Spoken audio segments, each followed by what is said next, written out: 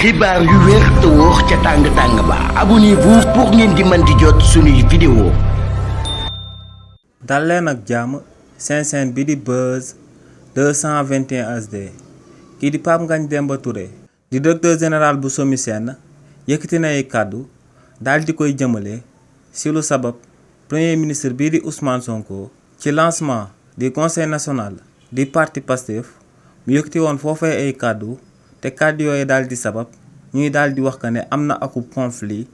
au sommet de l'État. ci li ni mel kii di Pape Ngagne Demba Touré ne lu sabab premier ministre bii di Ousmane Sonko yëkkati woon kàddu yooyee moom mooy que ne daa am ay mbir yi nga xam ne da koo daal di waxtaanee moom ak son excellence président Bassirou Diomaye Diakhar Faye en interne maanaam ci seen biir waaye ne si luñ waxtaan moom ak son excellence président Bassirou Diomaye Diakhar Faye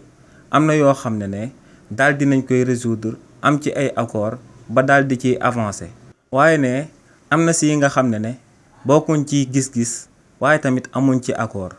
ne li ni mel nag moom moo sabab premier ministre bii di Ousmane Sonko génnoon daal di rendre compte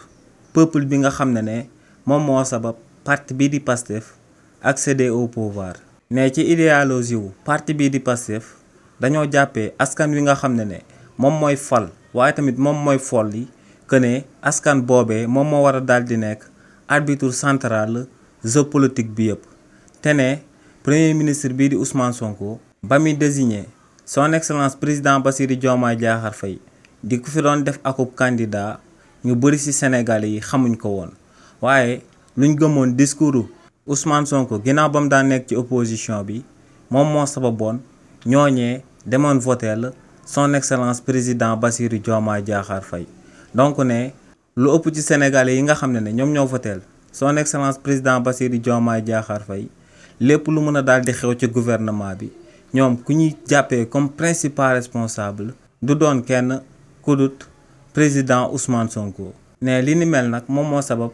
premier ministre bii di Ousmane Sonko daal di génn daal di rendre compte askan bi nga xam ne moom mooy arbitre central ci jeu politique bi ci réew mi di Sénégal ngir ñooñee daal di xam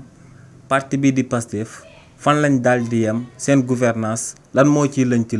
lu ci baax ak moom lan moo ciy propre position. xibaar yu wér te wóor ca tàng ba abonnez-vous pour ngeen di mën di jot suñuy vidéo.